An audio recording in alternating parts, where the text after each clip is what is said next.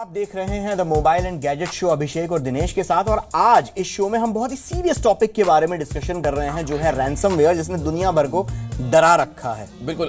राहुल, हम आपसे सवाल करते हैं, आप काफ़ी एमएनसीज कंपनी के साथ सर्विसेज अपनी प्रोवाइड कराते हैं, सीटीओज के साथ आपका काफ़ी ज़्यादा उठना बैठना होता है, लेकिन कंज्यूमर ये जानना चाहता है कि आखिर कितना सिक्योर और कंपनी में क्या माहौल है, कितने ज़्यादा वो इस पे अटेंशन उन्होंने डाली हुई है कि कितना सिक्योरिटी पॉइंट ऑफ व्यू से अगर हम बात करें तो। अगर आप 5 साल का पिछला साइबर सिक्योरिटी का इकोसिस्टम देखें, आज की डेट में सीईओ नॉट इवन सीटीओ जो कि टेक्निकल होता है, सीईओ भी इंटरेस्ट ले रहा है, सीएफओ भी इंटरेस्ट ले रहा है, क्योंकि उसको फाइनेंस देना होता है। तो जो अटैक्स हो रहे हैं, तो आज फॉर एग्जांपल पिछले 1.5 साल से हम एक प्रोडक्ट बना रहे थे, उसका नाम है सेफ, हमने अभी लॉन्च किया है। तो हमें पहले ही पता था कि ये चीज़ें होने वाले हो सकती हैं या होंगी फ्यूचर में, तो उसको ध्यान में रख के हमने ये प्रोडक्ट बनाया।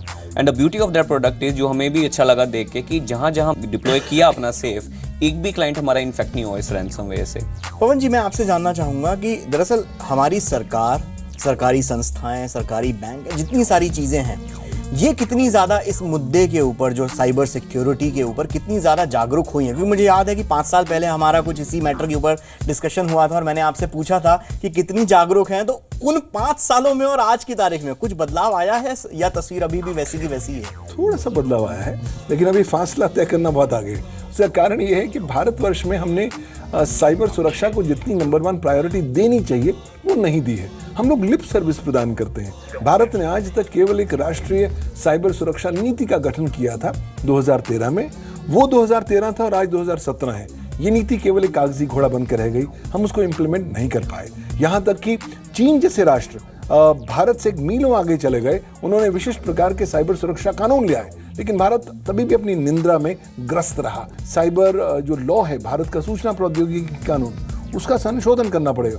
और सबसे महत्वपूर्ण बात, मुझे लगता है दायित्व सरकार का है कि अब वो ज्यादा जागरूकता संबंधी कार्यक्रम लेकर आए। You have to create capacity building. वो तब हो पाएगा कि अगर आप साइबर लॉ और साइबर सिक्योरिटी को स्कूल करिकुलम का हिस्सा बनाएं पहली कक्षा से। क्यों? क्योंकि हम बच्चों के हाथों में डिवाइसेस 3 या 4 सालों में दे रहे हैं, लेकिन आप उन्हें बता नहीं रहे हैं कि साहब, अगर आप जो भी चीज करेंगे इंटरनेट पर, उसके क्या कानूनी परिस्थितियां होने वाली हैं। कुल मिलाकर मतलब आम आदमी को शायद अपनी लाइफस्टाइल में थोड़ा बदलाव लाकर और आसपास बदलाव लाकर ही शायद कोई चीज़ हो सकती है। मैं पवन सर ने बिल्कुल सही बात की कैपेसिटी बिल्डिंग के अंदर। जैसे अब हम 3 साल से हम स्टूडेंट्स को भी पढ़ा रहे थे, कैपेसिटी बिल्डिंग कर रहे थे। जो मैंने अपने एक्सपीरियंस में देखा है, थोड़ा सा चेंज जरूर आया है सोसाइटी के अंदर। पहले माँ बाप बोलते थे मेरा बच्चा हैकर बनना चाहता है, तो उसको बहुत पीटते थे। ठीक है, तो शायद हम पिटने से बच गए, तो आज हम बैठे।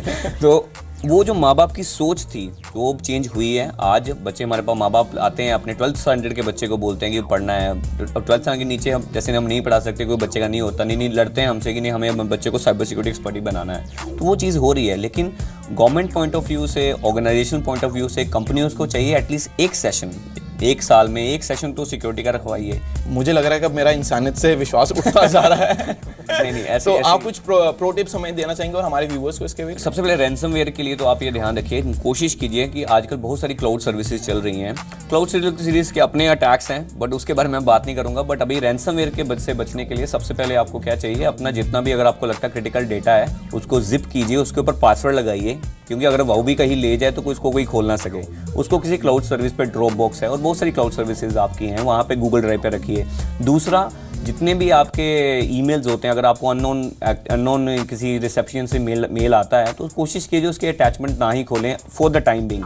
बाद में खोल लीजिए जब ये डाउन हो जाए। तीसरा, जो सबसे इंपॉर्टेंट चीज़ है, माइक्रोसॉफ्ट ने अभी एक रिलीज़ किया है पैच सारे ऑपरेटिंग सिस्टम के लिए।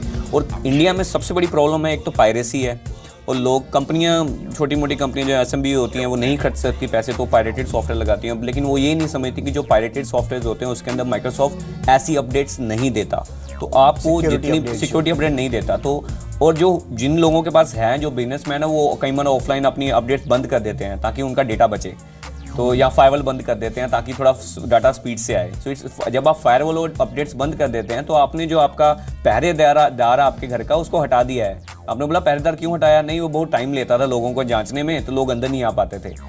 तो दैट इज़ द रीज़न, आपको कभी भी अपडेट अपनी बंद मत कीजिए और सॉफ्टवेयर अपने अपडेट रखिए। और लास्ट चीज़ है जो आपकी जेन्युइन प्रोडक्ट यूज़ कीजिए, पायरेटेड प्रोडक्ट यूज़ मत कीजिए।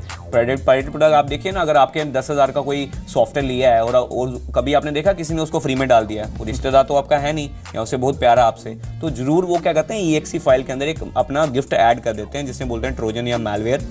तो जैसे आप फ्री में डाउनलोड करते हैं तो आप यूज़ तो कर देते हैं, लेकिन आपके कंप्यूटर में ऑलरेडी वो सेंध लगा चुका होता है। मतलब ऐसे इसमें मुझे लगता है पीसी के मुकाबले स्मार्टफोन ज़्यादा सिक्योर होता है। पीसी के मुकाबले स्मार्टफोन अभी के लिए तो सिक्योर है, क्योंकि पीसी इसलिए अनसिक्योर है क्योंकि हम ऐसी जनरेशन से आए हैं जो हमेशा नेक्स्ट और फिनिश करना ही सीखी है। हाँ। कोई भी सॉफ्टवेयर होता है नेक्स्ट फिनिश, तो ज़्यादा पढ़ते हम है नहीं। तो मोबाइल के अंदर अभी क्या है, इट्स ए न्यू थिंग। तो अभी जो कंपनीज माइक्रोसॉफ्ट, जो एंड्रॉयड होगी, गूगल हो गया, iOS हो गया, they are doing very well research on that. But जब तक आप गूगल प्ले स्टोर से एप्लीकेशन यूज़ कर रहे हो तो ठीक है, लेकिन अगर आपका बच्चा आपको बोलता है मुझे 2,000 रुपये की ये प्ले स्टोर से गेम चाहिए, आपके घर में बच्चे होंगे जो गेम्स खेलते होंगे, पापा मुझे ये गेम चाहिए, तो आप बोलिए 2,000 की मैं क्यों गेम लेके दूँ। अब उसी मोबाइल पे आप ऑनलाइन बैंकिंग करते हो, उसी मोबाइल पे आप सब कुछ करते हो, तो बच्चा मोबाइल लेगा किसी अननोन स्टोर से, जो कि क्रिमिनल का स्टोर है, वही फ्री एप्लीकेशन डाउनलोड कर लेगा जिससे आपका मोबाइल कॉम्प्रोमाइज हो जाएगा और 2,000 बचाने के चक्कर में 2 लाख से ज़्यादा गवा लेगा।